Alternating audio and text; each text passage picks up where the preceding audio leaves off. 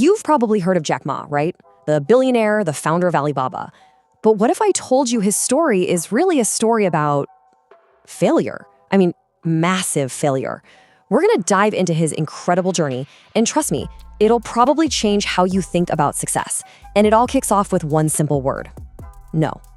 Yeah, 10 times. Just let that sink in.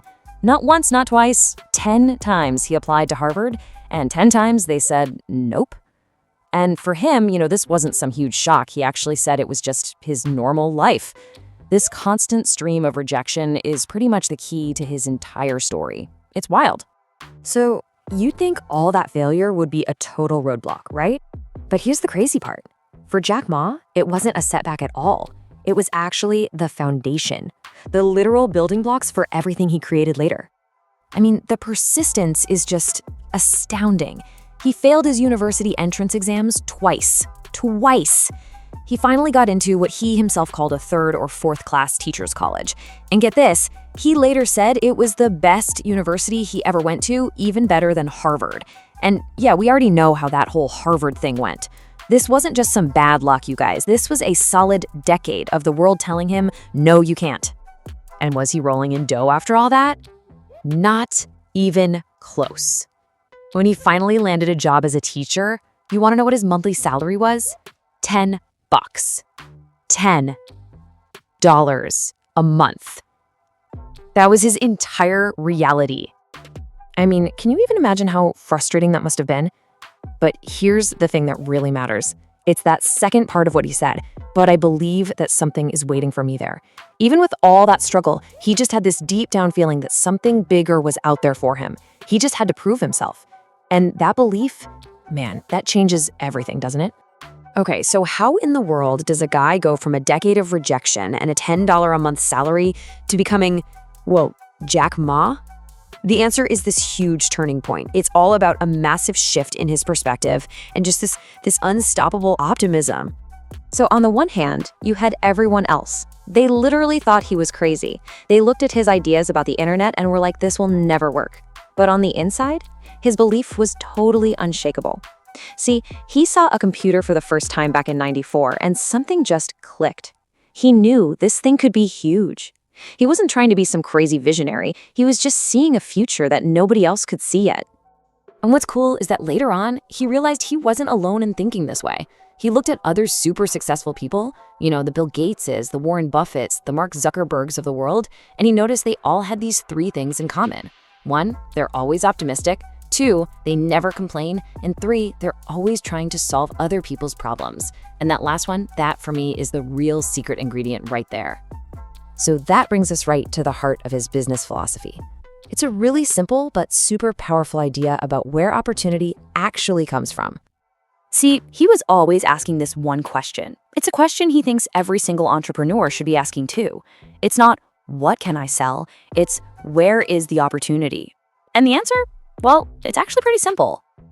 Right there. Opportunity is where people complain. If you can solve the thing they're complaining about, boom, that's your opportunity. Forget about all the complicated market research for a second.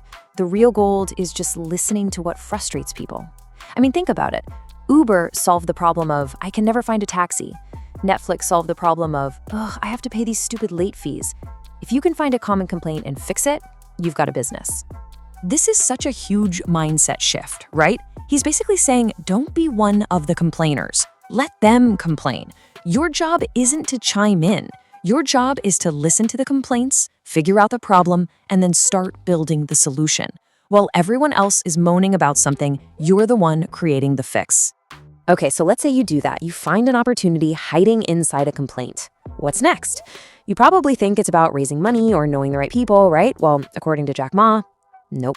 It's about something way more important. Belief.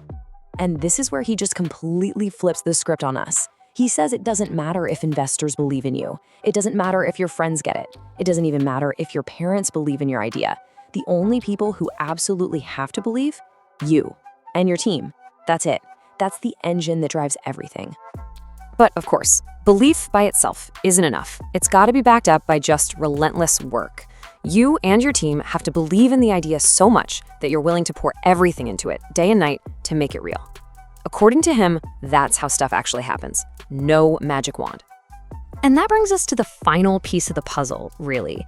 It's this idea that seems a little selfless at first, but it's actually the key to massive success. He completely reframed what it means to work for yourself. For him, it wasn't about him getting rich or famous. Working for myself, he said, actually means working for society. He just understood this really profound thing. The best way to help yourself is to help other people. And his logic is actually super simple. It's like a 4-step recipe. First, think about other people. Second, make sure you're helping them. Third, only when they are successful. Fourth, will you be successful? See, it's a total reordering of priorities. Stop chasing your own success, focus on making other people successful, and your own success will just naturally follow. And through all the failures, all the hard work, all the struggle, this is the simple little thought that keeps you going. Tomorrow is new. Doesn't matter what happened yesterday, today might be tough, but tomorrow is a fresh start, a new chance. So let's wrap this up with a direct challenge from Jack Ma to you. You know how you get those amazing ideas late at night? We all do. But the real question is, what do you do in the morning? Do you just get up and go back to your normal routine? Or do you actually do something about it? That choice, as Jack Ma's life proves, can make all the difference in the world. So, what are you gonna do?